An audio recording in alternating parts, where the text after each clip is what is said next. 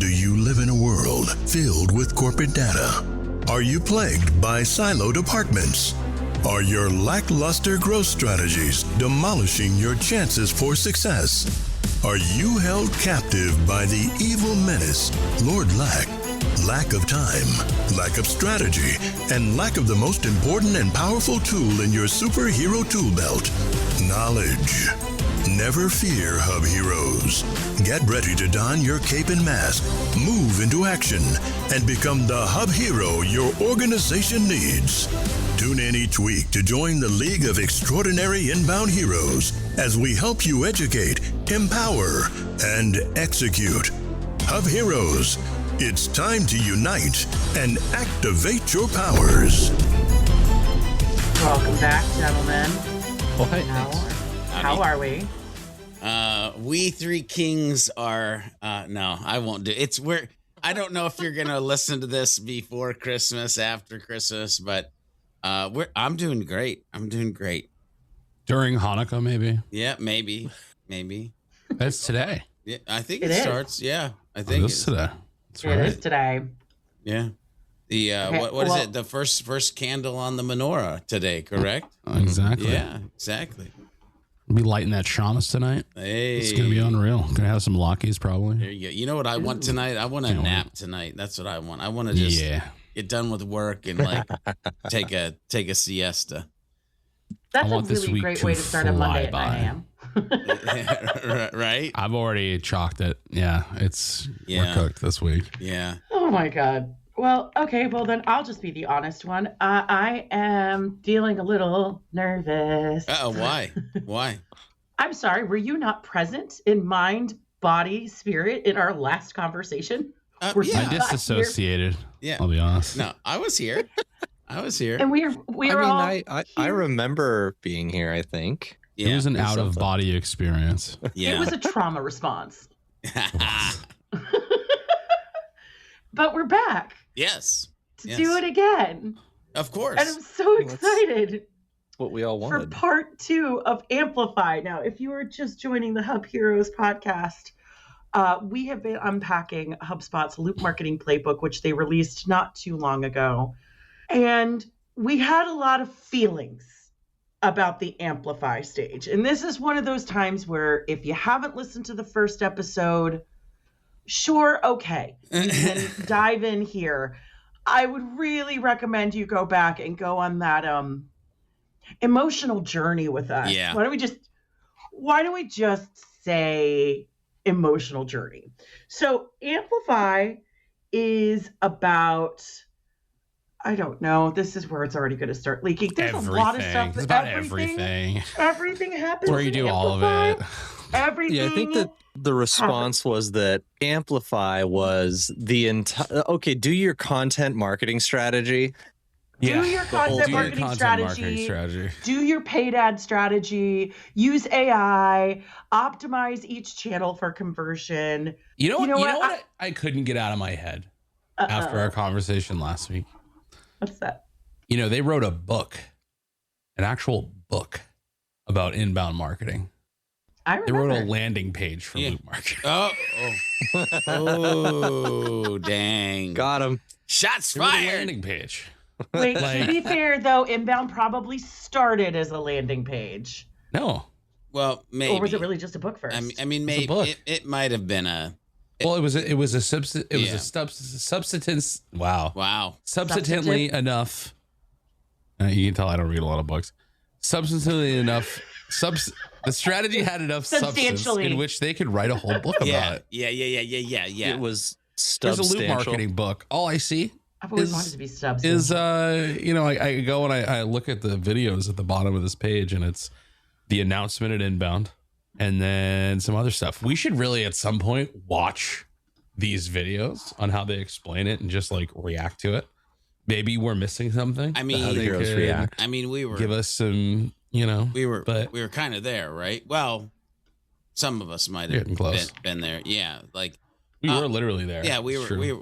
we were there. But Mhm. but it might make for some fun reaction style videos, because now that you could like pause and think about and talk about these things. Yeah. Yeah. I mean, I So- remember sitting next to Max and his trauma responses. Oh, yeah, during you were all the there. announcements. Yeah. You were there at the Yeah. at the partner day, right? Yeah. And watching my world crumble around me. I watched it. Yeah. I watched it, Real time. ladies and gentlemen. So I'll take everybody back there for a second, then Liz, we can get into this too, because Yeah. I hadn't been able to attend partner day. This is where Max had his proverbial meltdown, but I did see Chad on the Public heart attack. on the lawn. I was trying to eat some appetizers and have a couple beverages, enjoy some time with my wife, and Chad comes rolling up and starts to talk about, "You're gonna lose your mind," and starts to tell me the story about Max, and I'm like, oh man. And so I just watched Max have a public psychotic episode. Yeah. So I literally had to like check myself the morning of the keynote, because I was like, okay, don't bring the potential baggage that you heard about last night after drinking a couple beverages to what you're about to hear. Open your mind and just listen to it. I'm glad I was warned. But your feelings. Yeah, I was glad I was warned, but I didn't have a like toxic meltdown. And again, I said this kind of at the very beginning when we started this journey to break down the kind of 4 main stages of loop marketing. Is like I agreed with a lot that was happening on the slides and things that needed to happen and things that were changing, but I didn't necessarily buy into the packaging. And Max, I bring this up because it's interesting. The book was great packaging. The Inbound book, right? David Meerman Scott, Brian Halligan, The Grateful Dead. There was a great story that made you want to lean into the book, that then taught you the strategy to actually do the things that felt like it was achievable because you then understood them. Yeah, we've used almost, what will this be, the 6th episode, and we've got 2 more to go. Maybe we might just do 1 for the last one. I'm just saying. But Let's wrap that second one up. Okay, talk to Max about his feelings. And here's the thing. I can see the first question, and I know that we sit here, and many of us and many users probably still either use it or understand it or are, but there are many that are trying to lean into it as well. Anyway, with that saying, there's something about the packaging. There's something about the thing inside that is true. And it's making it just interesting to have these conversations around it. It's a dynamic for sure. Yeah, without a doubt. We love a good dynamic. Speaking of dynamics, Max. Yeah. Buddy. Mm-hmm. You knew this question was coming because we said at the end of last episode, this is where we were going to begin. Yeah. Which is at the end of last episode. I don't remember that. That's okay. Good news. First of all, it's in the outline. Second of all, I'm about to tell you, so don't worry about it, bud. I got you. Amazing. You said you're having a weird relationship with loop marketing. Uh-huh. Some weeks you're looping in toward it and you get it. And some weeks you're looping out and you just don't get it. Yeah. And you wanted us to ask you, after last week's conversation and some time to settle, where you at, bud? How you doing? I mean, I'm still, yeah.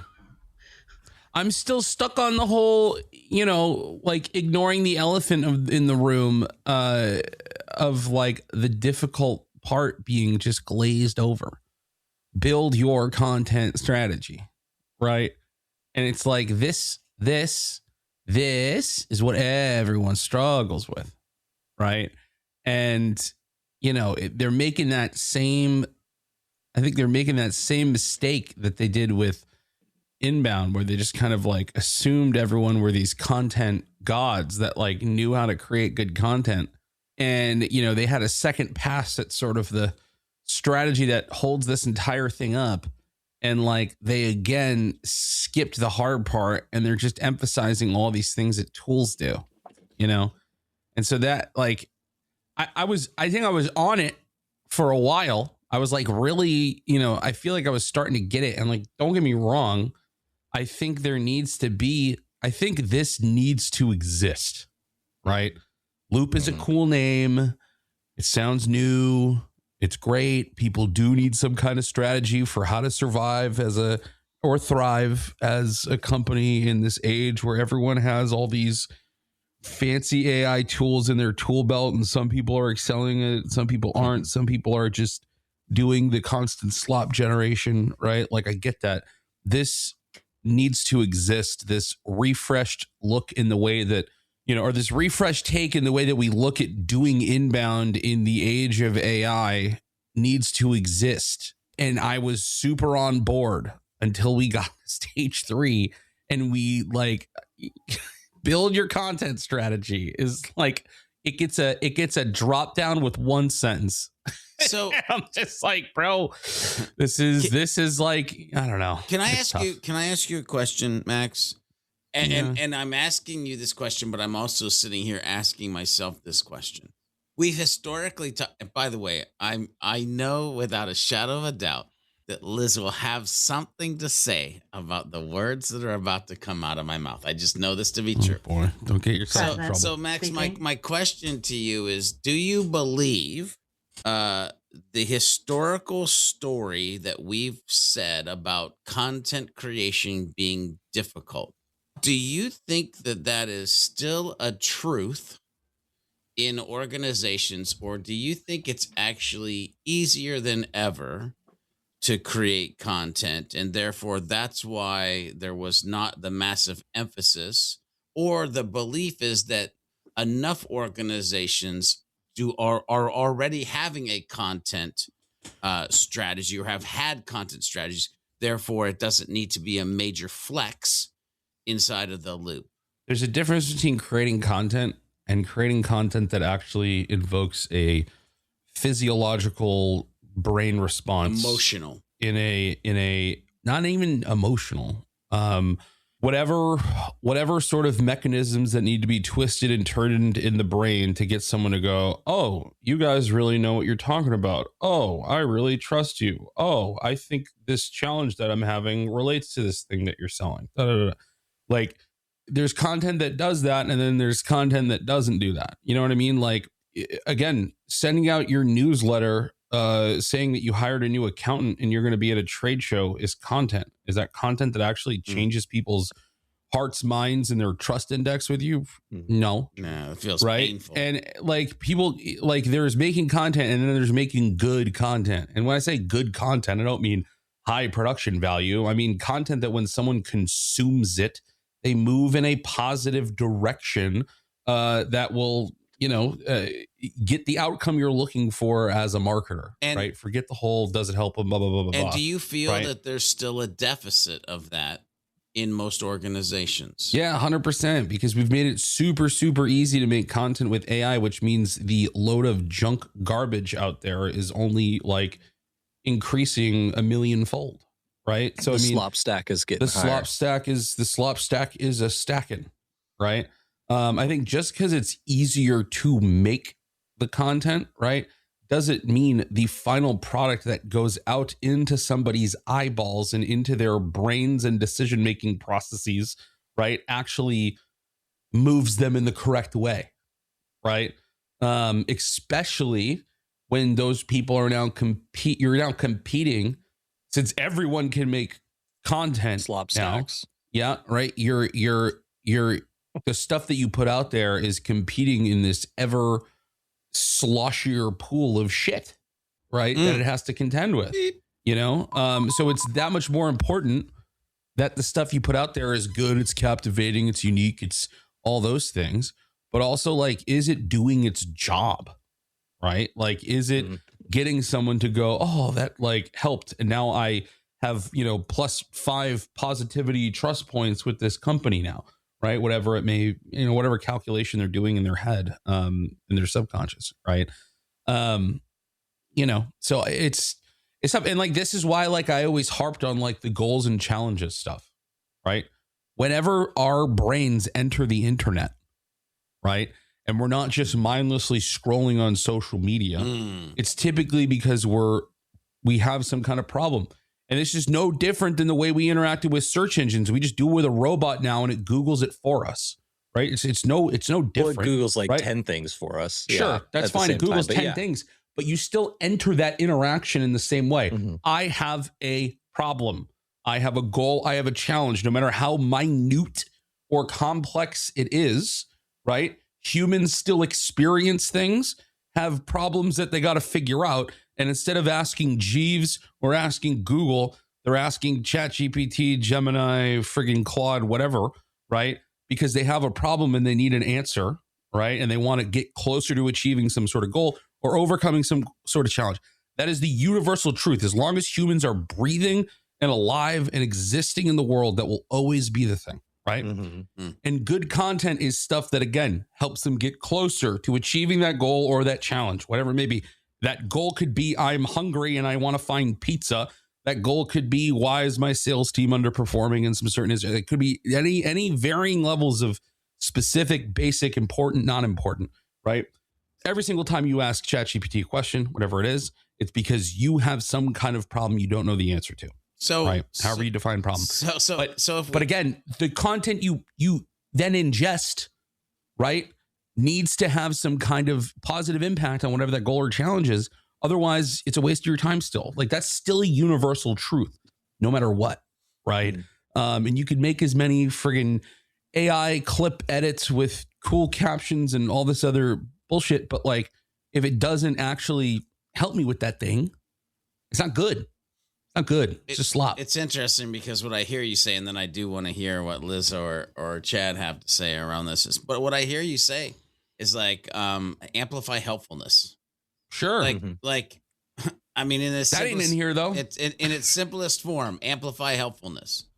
Sure. Liz. What they're doing is they're saying build your content strategy. Yeah, I know. You know what I mean? But we can't we can't get hung up on that, right? I mean, we kind of are, but we can't. But still, Liz and Chad, where are your brains with what I dropped a question on Max? Yeah.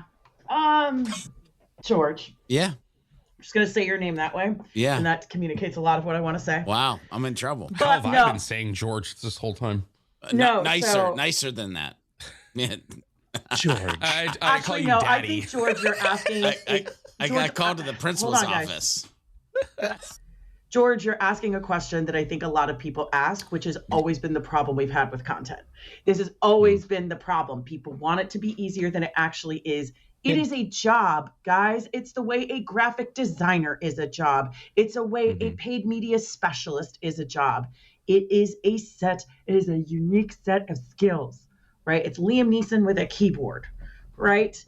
But really what it comes down to is this. And Max, you talked a lot about this really well. The new tools we have at our disposal are scaling tools, not strategy tools. You can use AI to scale content creation. But if your content strategy sucks to begin with, you will just be enabled to create shit at scale. Yeah. You just suck faster. Like you will suck faster. Scaling it's shit. Why, like, one of the most common conversations I have with people is like, well, now that AI is around, like, do you feel like you're about to lose your job? No, my work has been at a premium. I am more in demand now than I was before, because the reality is that this is not just contained within Amplify, but we talked about this in a previous episode. I think it was Taylor Express. I don't know. It all runs together. But when they were like being like, well, now you got to learn how to do this and now you had to learn how to do that. It's like, no, guys, this is creating a messaging strategy and a content style guide. This is not rocket science. This is not new. This is a discipline around content and messaging. And now we're here as well.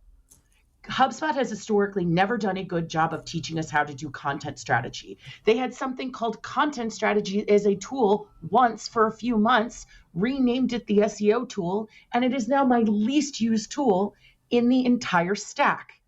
There is no HubSpot Academy course that's like, this is how you go talk to your sales team. This is how you go talk to your marketing team. This is how you look and see how do you marry a great content strategy with the revenue and business objectives you're trying to achieve in a way that is balanced and hits all parts of the funnel or the loop or the flywheel. Like, this is a strategy. Yeah. There is something that actually has to be developed by a human being.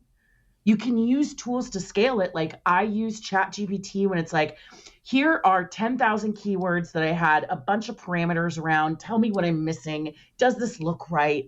Like I do use these tools to work smarter. But this idea that like, yes, a lot of it has gotten easier. And I will tell you, for organizations and for people like me who knew how to do content strategies well, this has been an acceleration period with these tools. But it doesn't replace them. It only works if you know how to do it. Like, that's like saying I can bake a cake because I now have faster access to flour and butter and milk and sugar and all these things. But if you're just like, well, they're on the counter now, do something. Like you have to know how to put those together. You have to know that you need to mix your wet ingredients and your dry ingredients separately before you bring them together. Like there is a bit, I wouldn't be like as high and mighty to say as like it's an art. But I think HubSpot has historically had a very complicated relationship with content, which has resulted in everybody having a complicated relationship with content. Now it's just we're scaling that even further. I don't disagree that a lot of it has gotten easier, but only if you knew what you were doing to begin with. Yeah. Oh, interesting. See that? Yeah. That, like, yeah. So, Go ahead. Oh, good. Well, I was gonna say something that I always told people when they would go. This is back when like the blog post was like the standard, right? The Holy Grail. The Holy Grail, the piece de résistance, like whatever it was. The blog post was the thing, right? Yeah. I would always tell people, I was like, when you go and create it, when you go and write it, right?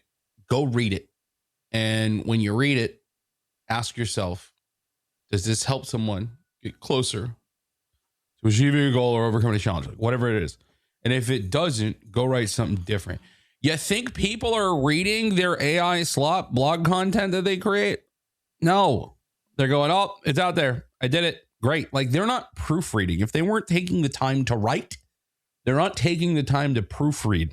And what's happening is their bosses are seeing these blog posts go out that they're not reading. And they're going, oh, look at my awesome marketers. Check the box. Did the blog post. Great. They got Where are like the leads 6 now? out this week. You know what I mean? Heck. Yeah, exactly. Right. They're not reading it. They're so efficient. And I'm just saying, like if you weren't doing that before, you're certainly not doing it now. See, right? If you can't write the thing, proofreading is the last thing you care about. See, this is where two things I think have become superpowers for me that once were huge weaknesses. One, I don't like to read, so I always listen to like podcasts, books, and so HubSpot putting the audio piece that you can automatically put in your articles. That's on all of my articles, which is what's fun is we'll get the draft in there. We'll generate the actual thing and I'll listen to it as I'm reading it and tweaking it along the way. And then finally, when we're done, then we'll get it to redo the audio. So it's the version that now goes out, but I'm literally like listening and editing at the same time. And I think if people would pay attention, like, well, that's kind of a cool little workflow because now I'm not just putting out that first draft piece of garbage, as has been said way too many times on this episode, slop. So I think part of this is like, can you do content easier? Yes, if you knew kind of the fundamental basics to begin with, and if you have some type of process in the middle before the final publish that again makes it human-powered AI assisted, right? So, yeah. All right, Liz, where we headed? Question 2. Hi. Yeah, that should tell somebody something listening to this. Question number 2. What I love about all of this, remember that time, guys, that George was like, I bet we can knock out the next one in one episode. Yeah. Okay. God whatever. help me. Sure, yeah. Jim. All right. So I got to be honest. Usually, so we've been dedicating the second parts of these conversations, right? We'll spend the first episode talking about the theory, the idea behind a stage. Then we spend the next episode talking about the tools and the tactics. And I got to be honest, guys, this one is tough based on everything that we've talked about. Talking about the tools for Amplify is a bit of a challenge because this is supposed to cover Build your content strategy, optimize your channel mix, extract more format and channel value, activate target ads and creators, use AI to scale content creation, and optimize each channel for conversion. I still think it's possible to talk about it though. Like, no, but we're going to try. We're going to try. Yeah. There are so many complex steps in this bad boy, George. We're going to come to you. Where do we even start? Well, you've got to come up with a great quality piece of content before you start to actually do anything. Which got to come up with a content strategy before that great piece of content, though. Right, but once you have that great piece of content, then my brain goes into, and again, if we're going into the tool side of this, my brain goes into what I have historically called content confetti, and what HubSpot has built a tool around that is remix, being able to remix your content. And so when I think about Amplify, just like with this podcast, right? There's an audio version, there's a video version, there's a textual version, there can be some clips from it. So like it's taking this strategy or part of your strategy should be, how are we making content confetti, or how are we remixing the larger pieces of good content that we have? Because we all know that there are going to be times where we want to clip Max out and put him on the internet because he's losing his dang mind, right? Or Chad does Giga Chad, and all of a sudden we want to put that on the internet because it's going to get people's attention. It's going to get their eyeballs. But it has to go back to this larger piece of content, again, like Max was saying, that is helping somebody. And so I think about the tools, and I'm going to start like actually outside of HubSpot for a second, because if you haven't been using like Claude projects or GPT projects or like things like that to actually create some type of system around the content creation based on the content strategy, like that would have been a good place to start about 2 years ago, like running down that road and figuring things out. Now, what I will say is HubSpot is getting real good lately about being able to have knowledge vaults and breeze assistants that you can customize for like certain type of creations to also then bring into the rest of the tools. The fact that we have a podcast tool in HubSpot, the fact that we have a full-blown text-based video editor inside of HubSpot, the fact that the file manager for all of this content and remixing that you're doing actually is starting to feel like a dam, like an asset manager, if you will. Throw in Remix, throw in the blog tool, and again, throw in any of those other assistants that you can custom build to help build things inside of your process, not to mention the social media tools that are in HubSpot. So when we think about Amplify, there's a plethora of tools that allow us to use the content strategy to the great content that we created to mix it up and deliver it in a bunch of different areas. Chad, you've just been watching us all bicker back and forth. I want to pick your brain on this. What are your thoughts? Yeah.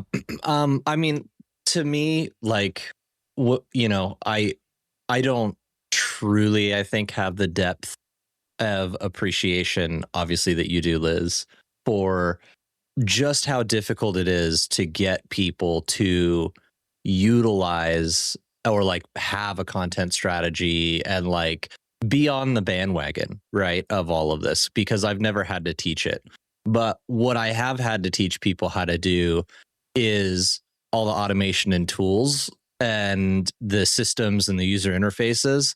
And I think that's like equally as difficult to get people on the bandwagon for, especially when they're not natively, tech people, or like not maybe even possibly just a little on the non-visionary side. And what do I mean by non-visionaries? Like, I don't naturally see in my brain mind like how these things should connect. Even when somebody tells me how they should connect, I don't see the map. Like, those are like non-visionary people, right?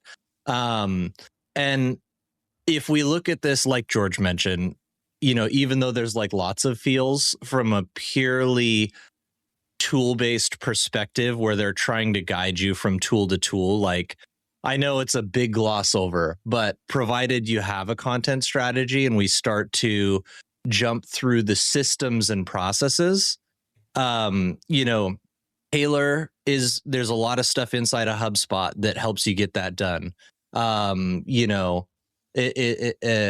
all of the different stages of loop marketing so far, right? I mean, it truly is really helpful. Like, Expressing Taylor and and Amplify now, like they're giving you a lot of the tools that in a package that allow you to jump from step to step and then do it all over again after tweaking, if you want to tweak the inputs to the setup that you did in the first time around the loop each time. And I feel like it's really helpful because at least they have a home to do this stuff now, whereas like a lot of stuff lived in a lot of separate assets or Google Docs or some different things, or whatever before. And with Marketing Studio being so helpful, a lot of things are really great for each campaign. They're even working on, from my understanding, bringing in HubSpot projects to the marketing side, which will be really awesome because you'll be able to like work on, here's all the different things with a Gantt chart and tasks and subtasks that we need to do if we're really going to have a bit of a templated content engine of some sort once we've landed on what does our content strategy look like, right? Anyway, so I don't know. I mean, I'm pretty like looking at it from this perspective, right? From a tool-based perspective, they needed to solve for people not knowing how to plug the tools together and in what order properly. And I think if we look at it from that perspective, I think that this does a decent job of it. Okay, well, here are my feelings on it, and then I'm going to turn it to Max. I've got to leave aside the fact that they just are like, and make a content strategy. Right. That's keyword research it hurts. tool. We got to get past that. Yeah. I think the most important thing, like, let's just play on the happy side of the sandbox. If you've got an actual content strategy, you don't just already have a great piece of content in front of you. You have a content engine with a blueprint and a framework that makes sure you are publishing content that is aligned with your business priorities and is designed for the right people at the right time, exactly when they need you most, right? It's got the voice, it's got the tone. Really, what is going to be most helpful to you is really dialing in on some of the tools that George and also Chad mentioned about remixing, repurposing, extending the shelf life, extending the reach. A single piece of content can be manipulated in so many ways, turned into a video, turned into a carousel, turned into a post, turned into all of these other things. As long as you understand that content strategy is a discipline, you can look at the tools that you have in front of you to really capitalize in a way that, quite frankly, most of your competitors aren't going to do because they don't have their basics nailed down. So that's my 2 cents on it. Max? Yeah, I mean, in terms of where to start, I would try to like mentally detach the idea of building your content strategy from this stage and sort of stick it in the middle of this one and the one before it, right? So you can take the proper time that you need to actually think critically about the content you are going to create, right? Knowing that you've, already established who your audience is going to be, right? That's what Taylor was all about. So, I mean, it should be easier for you to say, cool, we've got these X amount of audiences. Like, what are interesting ways we can talk to them that are going to provide some kind of value when they consume what we're going to create, right? And just give yourself the space to think critically about the content you're building before you just immediately jump into the 1,000 different ways you can repurpose it and amplify it and send it out in all these different ways and, repeat it across channels and whatever it may be, right? So I would say if you're looking at this stage and you're like, man, that seems like a lot. 1, you're not wrong. But 2, it's okay to take a breath and think a little bit critically about what you're putting out there before you're only focusing on how to make it be everywhere, which is like very much what the rest of these, parts of this section are, right? So take a beat, take a breath, spend some time, thinking about what the actual good content's going to be before you just immediately start thinking, what's every different way I can shove it down people's throat, right? So chill out. I thought I was being conservative, and I thought I would freak you guys out by saying, hey guys, I only have a 3-question outline based on how the last episode went. That didn't freak us out. We only got through 2 questions though. Yeah. That didn't freak me out at all. I was like, I know this is going to be a conversation. Yep. And there's just so much that, like, we're moving on, but there's probably so much that we could continue to talk about. We are physically moving on. Spiritually Yeah. and psychologically, my therapist will be sending me a hefty bill. This is no, but George, I would love for you to land the plane for this, because like one of the things I really appreciate about the context that you bring to each of these conversations is that each of us is coming at this from a wildly different angle, and we're all having radically different emotions and reactions to all of this. So if you take a step back, Yeah. simplify the complex, what is the land the plane? What is that one thing you want our listeners to walk away with before we finally go into the final stage Yeah. of loop marketing, and our long national nightmare will be over in 2 to 7 weeks? There we go. Hopefully too. Dependent upon if Lord Lack tries to get in the way again. Like at the end of the day, look, if you haven't been creating helpful content historically, I'm going to let you know that it might feel like it's too late, but it's not too late. Please start to help humans. Your business. It will never be too late, ever. Yeah, please be a good human and help humans. That is the best business strategy. Like, show up as a human, do good things, help other humans be able to do good things. If you have historically been doing that, but you've had an issue where you've always just kind of created it, posted it, forgot about it. By the way, probably 90% of organizations created it, posted it, forgot about it. This means that you have a plethora of stuff that you can go back to and turn into content confetti. And so when you're thinking about this Amplify stage, what I want you to think about is, what can you build in the future, and what have you built in the past that you can now use HubSpot tools or other tools to repurpose and make amazing content confetti. I will give you an example. Historically, we created a podcast called Beyond Your Default.